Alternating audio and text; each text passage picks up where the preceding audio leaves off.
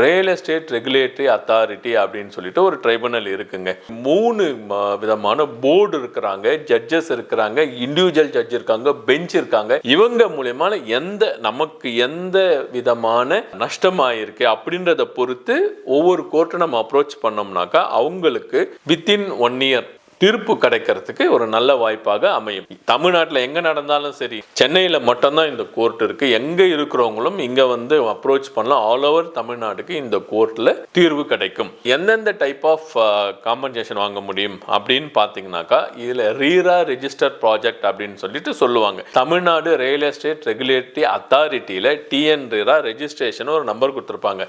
ஏதோ ஒரு பில்டர் ஒரு ப்ராஜெக்டை போடுறாங்கனாக்கா அந்த ரெஜிஸ்ட்ரேஷன் நம்பர் இருந்தால் தான் அந்த ப்ராஜெக்டை கன்ஸ்ட்ரக்ட் பண்ண முடியும்.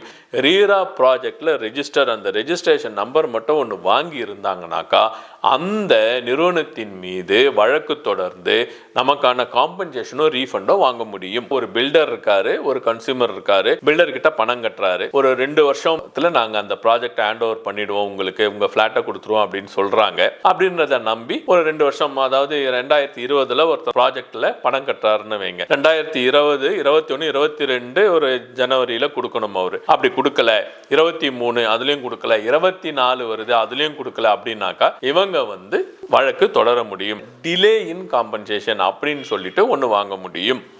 ரெண்டாவது, இல்லைங்க எனக்கு வந்து இதில் இன்ட்ரெஸ்ட் இல்லைங்க, இந்த பில்டர் கட்டுற மாதிரியே இல்லை, எங்களுக்கு வந்து நான் பேங்க்லேருந்து லோன் வாங்கி அவஸ்தப்பட்டுருக்கேன், நான் வாடகை வீட்டிலேருந்து வாடகையும் கட்ட முடியாமல் இஎம்ஐயும் கட்ட முடியாமல் ரொம்ப கஷ்டப்பட்டுருக்கேன், என்னால் எனக்கு இந்த ப்ராஜெக்டை வேணாங்க, எனக்கு அந்த அமௌண்ட்டை ரிட்டர்ன் பண்ணிட சொல்லுங்கள் அப்படின்னு சொல்லிட்டு நீங்கள் கோர்ட்டை அப்ரோச் பண்ணலாம். நான் வீடு வாங்கிட்டேன், நான் சொன்ன மாதிரி 2000 புக் பண்ணுறோம், 2023 கொடுக்கணும், 2023 வீடு கொடுக்கல, 24 முடிஞ்சது, 25 ஜனவரியில் தான் வீடு கொடுக்குறாங்க அப்படின்னு வச்சுக்கோங்க.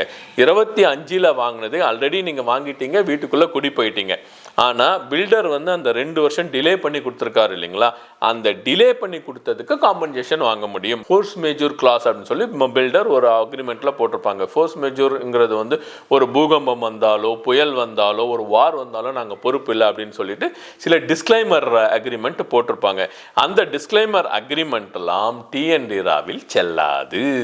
இன்ஃபீரியர் கன்ஸ்ட்ரக்ஷன், இப்போ ரீசெண்டாக அந்த ஒரு பிரபல பில்டர் மேலே மக்கள் கொடுத்துருக்கின்ற அந்த கம்ப்ளைண்ட்டு இன்ஃபீரியர் கன்ஸ்ட்ரக்ஷன் நல்லா இல்லை, ஸ்பெக்ஸ் வந்து கொடுக்கும்போது ஒன்று கொடுத்துருக்காங்க, ஆனால் ஆக்சுவலாக ப்ராஜெக்டில் பார்த்தீங்கன்னாக்கா ரொம்ப மட்டமான பொருட்களை வச்சு யூஸ் பண்ணியிருக்காங்க. அப்படின்னும் போது அந்த ப்ராஜெக்ட்டுக்கு நீங்கள் வந்து காம்பன்சேஷன் வாங்க முடியும். எனக்கு இந்த ப்ராஜெக்டை வேண்டாங்க, எங்களுக்கு வந்து ப்ராஜெக்டை ரொம்ப டேமேஜ் ஆயிருந்தால் இடிச்சிட்டு கூட கட்ட முடியும்.